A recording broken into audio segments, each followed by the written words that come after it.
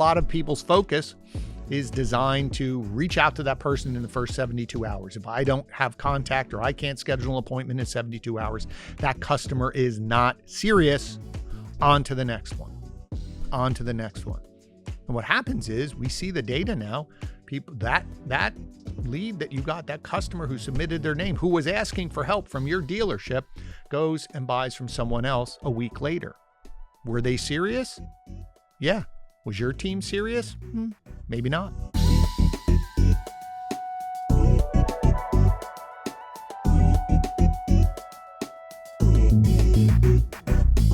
Welcome back to another episode of the You're in Charge podcast. I'm your host, Glenn Pasch, and each week we get together to talk about strategies and tips to help you become the leader that you want to be. And so this week, I have a little solo episode, maybe a short little power-packed episode for you. I want to talk about one of the biggest gaps I'm seeing out in automotive dealerships that I'm working at and also some other businesses. So this applies across the board. It is lost sales follow-up. And what I mean by that is customer sets an appointment, they show up, maybe they test drive the car, maybe they sit down at your desk, but then they don't buy. And then there's silence. There's silence from them, the customer. There's silence from your team. There's no urgency to call. There's no follow-up, no accountability. And what happens is, well, I have a new opportunity coming in. Well, they weren't a serious customer. But now what we're seeing with tools like Urban Science's Sales Alert, I know when they went and bought somewhere else. So that customer was serious, but there was a problem in your process. So the question really is, you're losing sales, not because you don't have leads or you don't have traffic. It's just because you're not following up, or somewhere in the mentality of your team, they feel like that wasn't a serious customer. So that's what we're going to talk about today, because one of my dealer friends, he's a very wise person. And the reason I say that, his name is Brad Wise. He's a general manager of a very successful dealership in Florida. And he said this one day, and it just stuck with me. He said, it's not who sells the most, it's who spills the least. And it took me a while to figure that out, because we always want to sell, but there are times where someone will hit their sales number. No, guy had to sell 200. We sold 205 and we did a great job. But when we unpack it, we said, you had the potential to sell 250.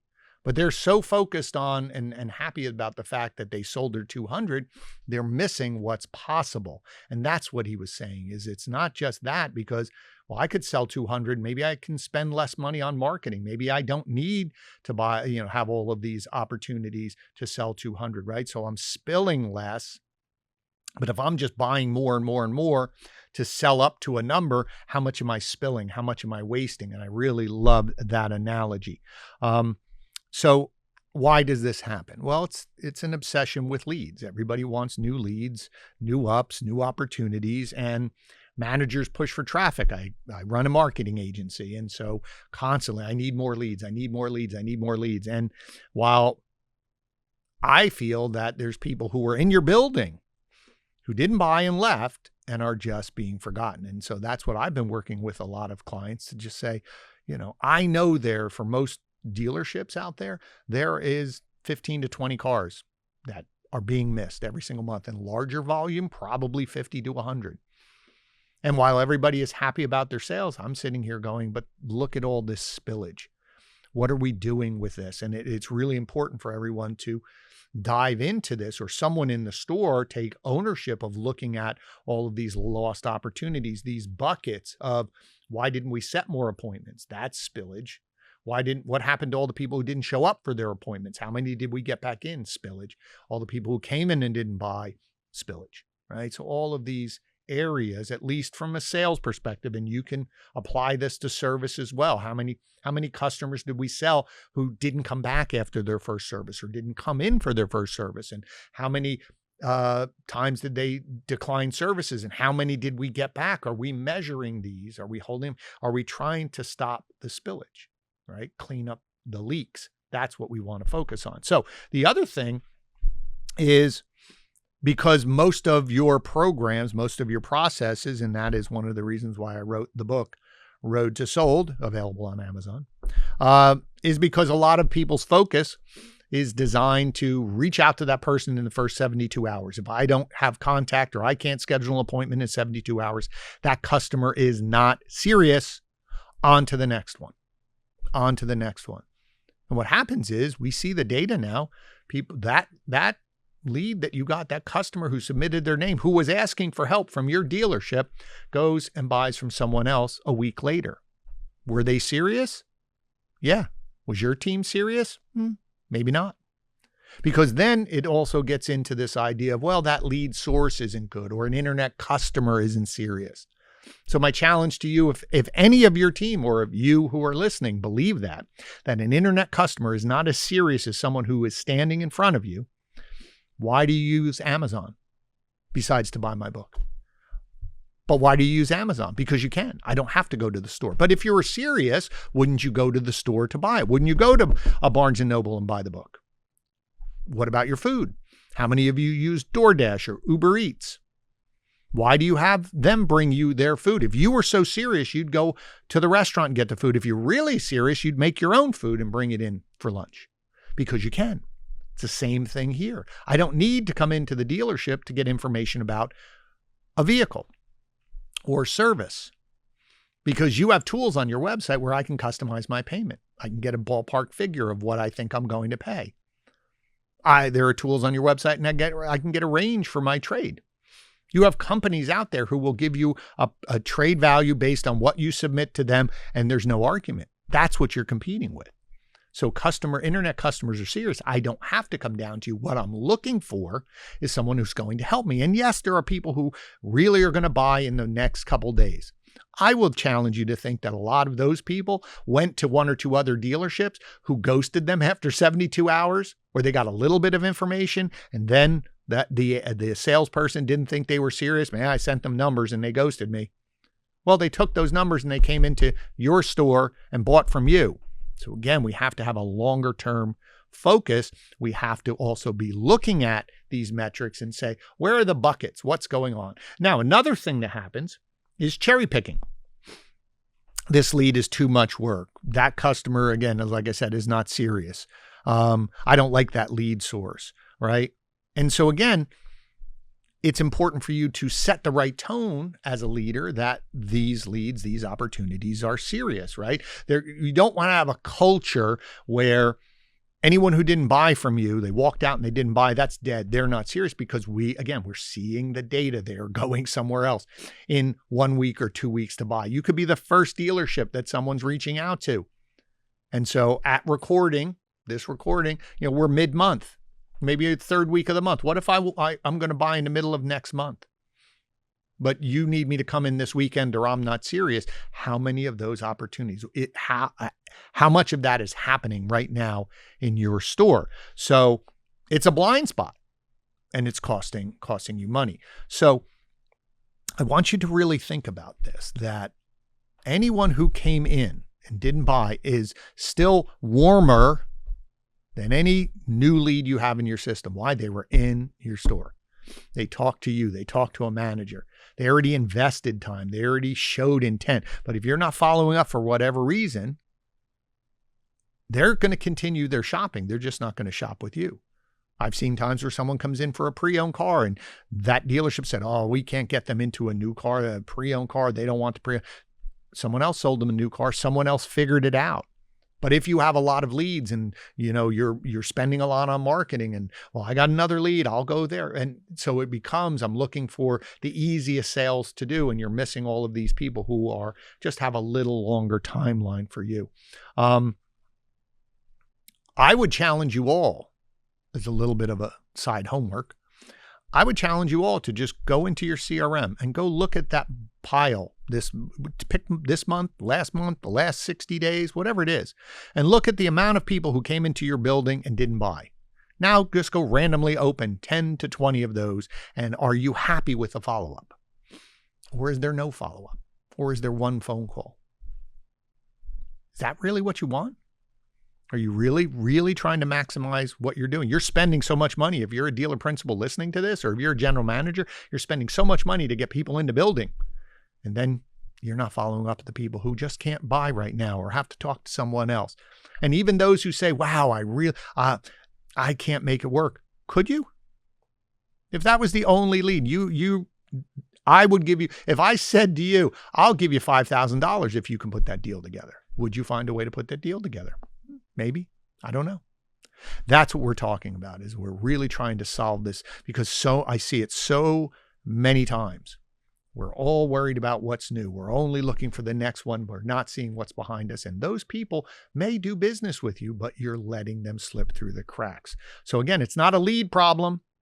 Let's be clear, not a lead problem. It's a process problem. Let me give you an example. There was a store where the sales team said that this lead source wasn't good. They weren't serious customers. I said, okay. Now, they had the technology, as I mentioned, from Urban Science. I went into their tool, Traffic View, and I saw this organization got 200 leads over the last, 2-3 months. And out of those 200 leads, about 80 or 90 people bought. That dealership sold 8 cars. The same OEM, same brand as them, 70 people bought. So that means they were serious customers. Your process wasn't good. Now, you can say some was inventory, maybe something, but really 7 times more, 8 times more they sold. And there were some that went to a different OEM. But I'm saying I showed it to them, and all of a sudden, all of those, all that pushback stopped. So it's important for you to know your metrics, have tools and technology to help you. But these customers are serious. And now you then can start looking at your process. Number one, do you have a process? Is it a written process for unsold when somebody leaves? And then more importantly, who's looking at it to hold people accountable? And is there a metric to say, well, I tried to throw out a metric to say 10%. What if you could get 10% of those people back in to buy? What would that number be? Let's say you had 60 people. What would 6 more cars be from that bucket? And if I could get 10% of the people who didn't show up for their appointment to come in, and I'm going to sell, maybe I could get a few more cars. What would 10, 15 more cars times whatever gross, what would it mean to you? Times 12. I'm sure your owner would like another couple $100,000 at the end, right? Let's do the math. You sell 15 more cars. Let's say you just do $2,000 profit gross on that car. So now I'm getting 30,000, right? 15 times 2, $30,000 times 12. You think your owner would like $360,000 more? And if, again, this is just lost sales. This is 10%, trying to go find that 10%. That's why I always say there's 15 to 20 cars for every size dealership sitting there. You just have to go fishing and know what pond to look at, right? So you're going to say, okay, Glenn, what would my process be? I would say first, you got to focus on immediacy. As soon as someone leaves, right, we're going to assume that you had at least 2, maybe 3 managers engage with that person before they left the building for whatever reason. Salesperson, a manager, someone came over, met them, maybe help share the numbers, whatever it was. So you have 2 people. That next day, I would have immediacy. I would have the manager call them up because they spoke to them, leave a message. Maybe you have an email that goes out. I think the salesperson, what I think is really good, if you want a real edge, I'd go shoot another video of the car that they saw. And I would take a video of it and remind them of everything they talked about, everything they liked about the car. Why? They're not going to remember that conversation 4 days from now. And they're going to go, oh yeah, what was that car? Maybe they looked at a few different cars, but you took the initiative to send a video to them about that car. You stand out. You're trying to help them, right? So immediacy. And again, say, it's okay. Hey, look, I know that you had a lot of questions or you're thinking. If they said something about, hey, I have to talk to my husband and wife, or I have to think about it, I hope you have said, great, when would you like me to follow up? But that becomes the immediacy, but now you have something to follow up. What'd you think of the video I sent? Where are you at with your conversation? What information do you need, right? Whatever your sales skills are, whatever your process is. And so, like I said, then maybe it's for the next 4 or 5 days, the salesperson owns that lead to try to get that customer back in the door. And then maybe you have some long-term engagement, be it automation, marketing. Maybe you have another team of customer care people, but you got to have a process. So you got to write your process out. And then ultimately you got to have accountability. Someone has to inspect that process, right? Someone has to inspect that process that you built and help that person. So again, you need a metric to say what percentage. So use the 10%. I want you to get 10% of your people that left the building who didn't buy. I want them back in here. Start there. If everyone's hitting more than 10%, raise the goal. Okay, we want 20% of the people. That's how, again, having your metrics, having a goal. We can always recalibrate the goal, but we have a process and we have accountability. And we have to help change the mindset of our team that lost sales are not failures. We didn't fail, that just something happened. Now, again, this is where coaching and training and development, ongoing training, if someone's struggling to close deals, I as a manager, I as their coach have to get out there and see what's going on. Maybe it's something on the test drive. Maybe it's the way I'm presenting numbers. It is your job as a leader to coach that person's skills up. If you have a process, you're coaching them how to do the process, but you have to build the skills to make them do that. If you don't have the process, then I have a bunch of skills and everyone's doing it their own way. We're never going to get better. So we need to do that, right? So as I said, it is important that you look at all of these lost opportunities, just not what you're selling. What could you be doing? And just say to yourself, what would 10% more cars sold mean to me on a monthly basis, a yearly basis? What do it mean for my sales team? What do it mean for me as an organization? What it would mean for the bottom line? So again, your homework, and I usually don't give homework here in the podcast, but today I think it applies. I want you to go look at your report, and I want you to go look at the buckets and look at all of the people who were just in your building. As I said, you can increase the appointments and people who didn't show for appointments, but I want you to focus on everybody who showed for their appointment, be it a set appointment by your team or it's a showroom walk-in. I want you to look at the number of people that left the building and didn't buy. I want you then to go open up these leads, and I want you to look at what that follow-up process was. If you have a written process, now I know what to compare it to. If you don't have a written process, or it's a guess of what write your process down and then just compare what's happening. Then I need you to then educate the team and say, okay, here's our process. Either we have our process and here's where, not great, or we don't have a process. This is going to be the process. I'm going to coach everyone on the process. I'm going to inspect it, accountability. But in the meantime, this week, I want you to go in and I want you to go find anybody who you talked to in the last 6 weeks that was in our building who didn't buy, and I want you to reach out to them. I want you to call them. I want you to text them, email. I want you to reach out for the next few days until they tell us they bought, or at least go out for the next week, and then we'll meet again and we'll do this. And now we have a process in place and we're cleaning up the spillage. As very wise man Brad Wise said, right? It's not who sells the most, it's who spills the least. So I hope that was helpful, right? Hope you found some benefit, because again, those lost sales, some of them are going to be tomorrow's deliveries. Don't forget about that. So thanks for listening.